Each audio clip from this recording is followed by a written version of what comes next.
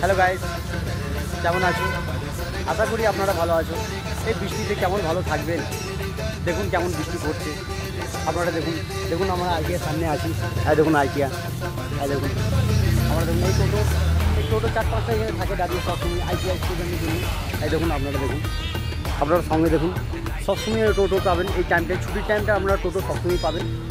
ITR এর সুবিধা আমাদের এখানে আমাদের দুর্গাপুরে এই সুবিধাটা খুব সুন্দর আছে। আপনারা সাথে থাকুন, সঙ্গে থাকুন।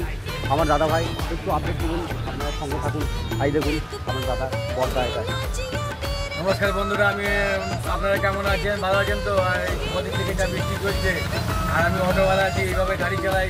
সকাল থেকে প্রত্যেকটা মানুষ ঘুম থেকে ওঠে। আপনারাই বলুন, প্রকৃতির সঙ্গে তো থাকতে হবে, প্রকৃতির সঙ্গে লড়াই করতে হবে, প্রকৃতিকে নিয়ে চলতে হবে, সবই ঠিক আছে। কিন্তু এই সকালে বাচ্চাদেরকে নিয়ে স্কুল যাওয়া, মায়েদের বাবাদের এত কষ্ট, তারপর আমরা গাড়ি নিয়ে বেরোচ্ছি, কি সমস্যা।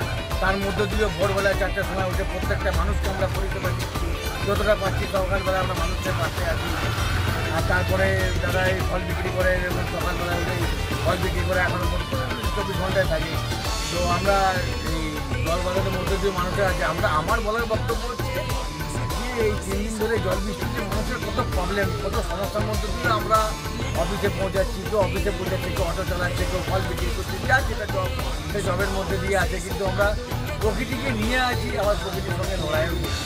আর আমার বলার বক্তব্য যে সমাজে বাঁচতে হলে, থাকতে হলে প্রকৃতিকে সঙ্গে লড়াই করতে হবে, প্রকৃতিকে নিয়ে থাকতে হবে। এটা আমাদেরকে মেনে নিতে হবে। এটাই আমাদের সঙ্গী।